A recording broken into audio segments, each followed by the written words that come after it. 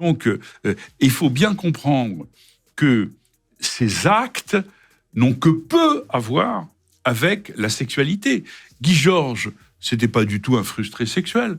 Il était réputé beau garçon, il avait du succès avec les filles, il n'avait pas de souci pour avoir des partenaires sexuels ou des petites amies. Voilà. Donc, ça, c'est un point très important parce que parfois, on fait la confusion entre quelqu'un qui serait frustré, en manque et qui aurait comme ça une sexualité perverse compensatoire. Non, pas du tout.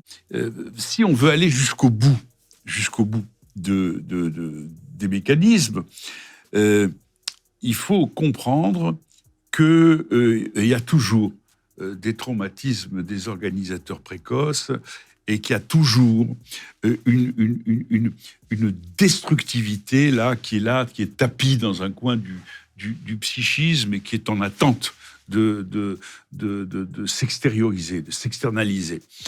Et ce qui est fondamental dans ce type d'acte, c'est le passage, la bascule d'un sujet qui est mal à l'aise, qui est en danger de décompensation, en danger même de maladie mentale dans certains cas, qui est confronté à une image féminine terrifiante et qui va basculer, si vous voulez, d'une posture d'impuissance à une posture de toute puissance, d'une posture de passivité à une posture d'activité, d'une posture de perte de contrôle à une posture de maîtrise absolue, et qui va transformer l'angoisse, au contraire, en jouissance de toute puissance.